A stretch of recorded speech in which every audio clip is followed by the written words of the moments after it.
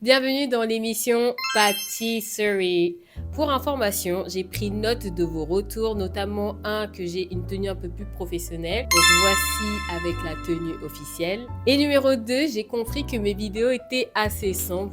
Donc, j'ai investi dans des lumières. Le set est parfait pour commencer l'émission. Avant de commencer cet épisode, n'oubliez surtout pas de me suivre sur les réseaux sociaux, notamment sur Instagram et sur TikTok. Et n'oubliez pas de vous abonner sur YouTube, bien sûr. Comme là, on rentre en période des fêtes, j'avais pensé à faire une recette sur la bûche de Noël. Mais vous savez quoi? J'ai oublié de commander les bûches de Noël, notamment les moules. Et là, actuellement, les prix sont exorbitants. Mais aujourd'hui, j'ai pensé à une recette que personnellement, dans le nord de la France, on aime beaucoup.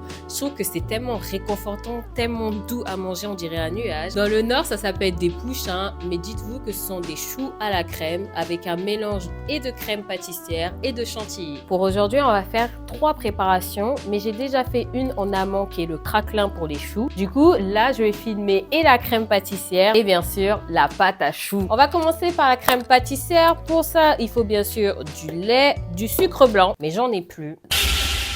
Oui, on commence à avoir l'habitude dans cette émission. Il faut des jaunes d'œufs. Moi, je prends des jaunes entiers, bien sûr, qu'on va séparer. Et de la poudre à crème, mais éventuellement, vous pouvez utiliser de la maïzena. Je n'ai jamais fait. Moi, je reste sur le classique, la poudre à crème, avec un peu une odeur de vanille et tout. Et je trouve celle-là, elle est très bien. Donc, on reste là-dessus. Hop, bien sûr, tout bon pâtissier a une balance. Et la mienne qui commence à rendre l'âme. Dans un premier temps, on va commencer par chauffer le lait. Hop, on va faire une petite crème pâtissière, car finalement, on va mélanger ça avec de la chantilly, donc il n'en faut pas trop. On n'oublie pas quand on fait une crème pâtissière et qu'on doit ajouter du sucre, on ne met pas tout le sucre dans le lait, on met la moitié. Et ça part à la chauffe. Alors, faut pas que ça soit en ébullition non plus, mais juste que ça soit chaud. Donc là, on met l'autre moitié du sucre avec le jaune d'œuf. Il faut exactement le même poids que la moitié du sucre que nous avons.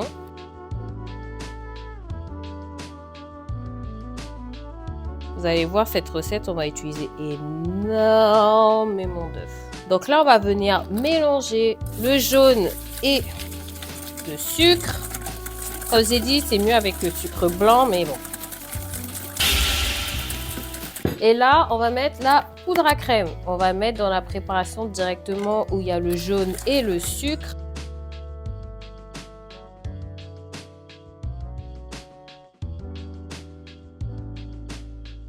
On va mélanger tout doucement.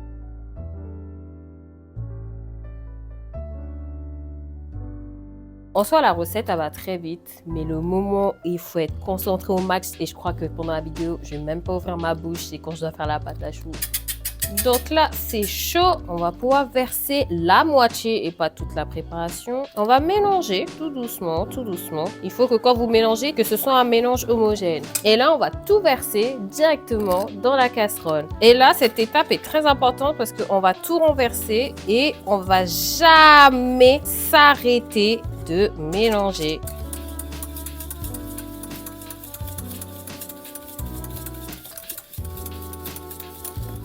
On va laisser 2 minutes le mélange bouillir. Là, ce que l'on va faire, c'est qu'on va mettre la crème pâtissière au congélo. Pour ça, vous prenez le récipient le plus plat que vous avez, en forme de carré, c'est très bien, où on va bien étaler pour que le refroidissement soit homogène. Ces lumières m'aveuglent tellement que j'arrive même pas à voir le fil.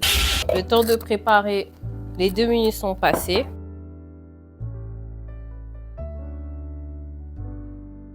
Et là, on va bien étaler, mais très très bien étaler, pour que le refroidissement aille un peu plus vite. J'ai presque plus de fil. Oh!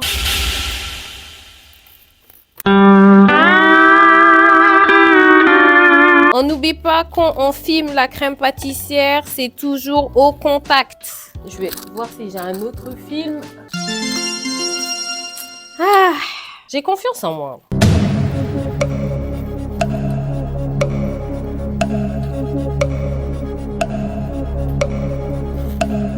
D'ailleurs, je me demande à partir de combien de minutes on est rémunéré sur YouTube. Si c'est 10 minutes, voire 30 minutes, on va laisser ça au montage en fait. Ah, Bon bref, donc là on va double filmer. Donc voilà, ça ressemble à ça. Direct au congélo. Petit nettoyage et on commencera à faire la pâte à choux. On va enfin attaquer, on va dire, le plus difficile de cette recette qui est la pâte à choux.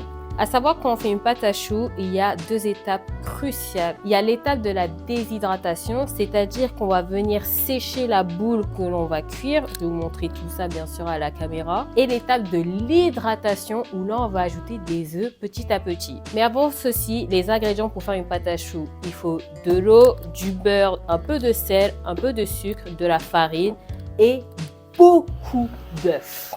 N'oublions pas bien sûr qu'en description, je vais mettre tous les grammages par rapport à la recette. Mais il y en a un par contre, je sais que potentiellement, je ne vais pas le mettre ou je vais mettre un non-virant qui sont les œufs. Parce que justement, c'est lors de l'étape de la réhydratation que là, il faut faire à l'œil. On va partir sur 125 grammes.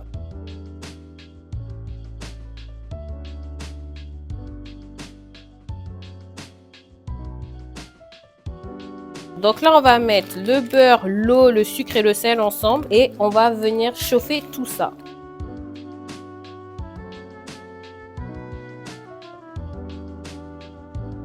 Et c'est parti. Donc là, on va chauffer le beurre, l'eau, le sucre et le sel jusqu'à ce que le beurre soit totalement dissous dans l'eau.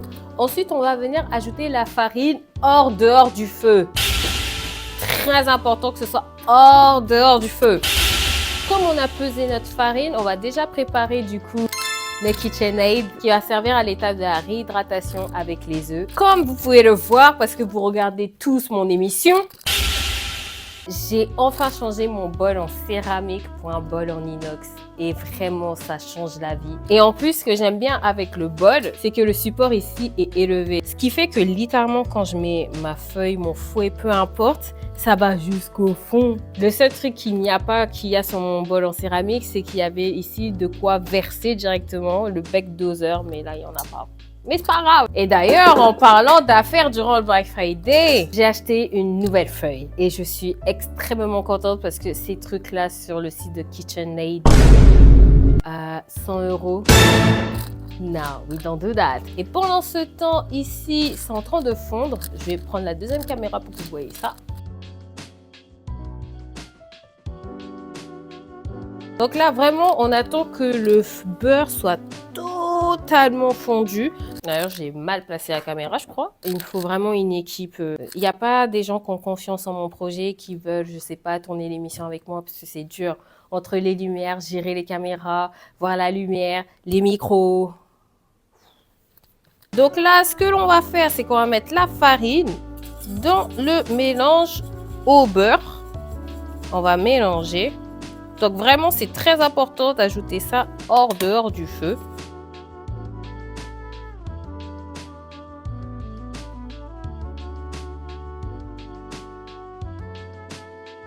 Et à partir de là, on va remettre sur le feu. On va plus utiliser le fouet, mais on va utiliser une maryse. Ce que l'on va faire avec la maryse, c'est que l'on va créer une boule. Et là, ça va être l'étape de la déshydratation. Alors, il y a 2 écoles. Il y a l'école où il faut un voile ici et on considère que c'est déjà déshydraté. Mais moi, je préfère plutôt la deuxième méthode que l'une de mes collègues, plutôt camarade de classe, m'avait appris durant mon CAP et vraiment, je la remercie. Donc, Charlotte, si tu regardes cette vidéo, merci à toi. Et en fait, ça va être de prendre la boule qui est formée et de taper contre les rebords. Et si elle se détache ou si elle tape pas aussi fort qu'on voudrait entendre, bah c'est que ce n'est pas assez déshydraté.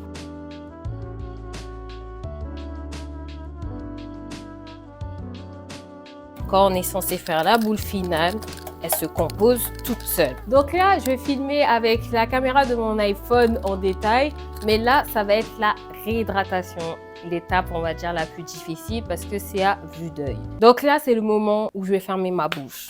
Il faut que je sois concentrée pour bien le faire et pour ne pas rater la recette au caca. Et donc là, c'est un par un qu'on met les œufs pour la réhydratation.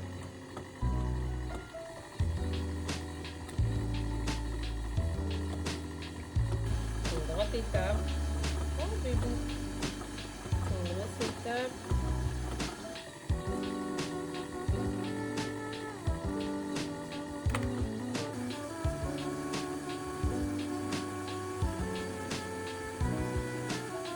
là, vous voyez, je vais commencer à mettre petit à petit mes œufs. Donc là, on va en mettre un peu. Voilà.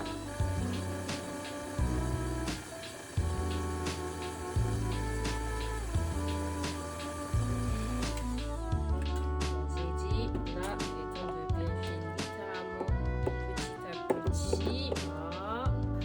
Waouh, je crois qu'on est bon. Pour savoir si vous avez réussi votre pâte à choux ou pas, c'est pas les étapes de la réhydratation, etc. C'est littéralement la cuisson qui va le déterminer. Enfin, pour moi, c'est vraiment une recette à vue d'œil et c'est la maîtrise. Et je trouve que là, on est bien. Peut-être un peu trop liquide. Peut-être un tout petit peu trop liquide. Mais c'est pas grave. Donc là, on va pocher. Pendant ce temps, on va quand même chauffer le four. On va mettre à 160 degrés. Pour ça, on va utiliser une douille, une très grosse. Je pense que c'est une 18. Et on va faire des gros choux. Donc là, on va mettre dans notre poche la pâte à choux plutôt. Pour ça, bien sûr, on utilise tac, tac, un tapis de cuisson. Donc comme je l'ai dit, on va faire des gros choux. Voilà. Donc des gros choux, c'est à peu près ça.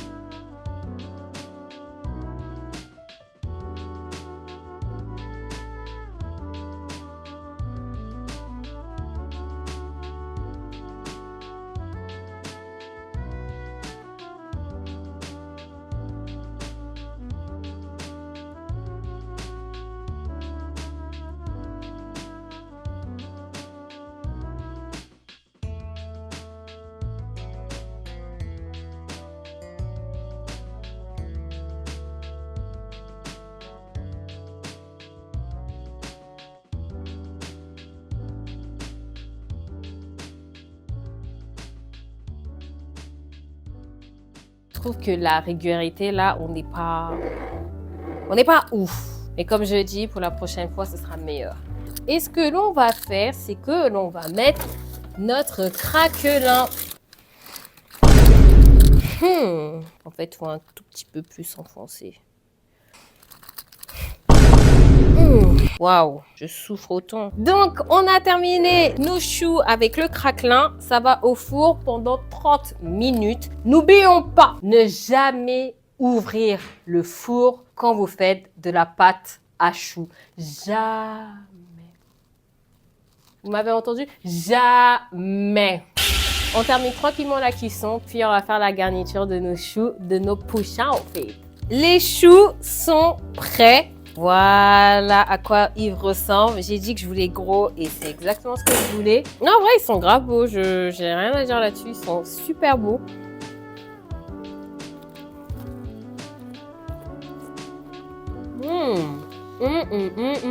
Pendant ce temps, on va préparer la chantilly et ensuite on va la mélanger à la crème pâte. Donc là, on a préparé... Bon, on n'a pas fumé ça parce que c'est facile. Mais en gros, j'ai fait une chantilly maison et j'ai mélangé avec la crème pâte et ça donne ça. Donc là, on va remplir notre douille et on a déjà pré-ouvert les choux. Hop, on va pas trop remplir non plus. Et là, on va venir mettre dedans, voilà, bien rempli. Pour savoir si c'est bien rempli, justement, il faut que ça ressorte comme ceci. J'ai fait trop de choux. Quand j'avais fait la recette précédemment, j'avais assez. Là, c'est peut-être parce que j'ai changé de format que c'est gros, mais c'est pas grave. Franchement, mieux vaut avoir trop de pâte à choux vide que avoir la crème pâte en trop. Et c'est parti pour la dégustation. Ah, j'ai hâte. Waouh. Voici ce que ça donne. Je suis très contente, c'est très beau. C'est super bon. En fait, le craquelin, la crème pâtissière et la crème chantilly. Dans ma crème chantilly, j'ai mis du sucre glace pour que ce soit encore plus sucré. Et bah franchement, les gars, le pochon. Ce que j'aime avec les pochins, c'est que c'est aérien, c'est léger. Je pense que la pâte à choux, je l'ai trop réhydratée. Pas au point où j'ai raté toute la recette. Donc, je suis hyper contente par rapport à ça. Dites-moi en commentaire si vous avez déjà goûté les pochins, en fait. Si vous n'avez pas goûté, bah...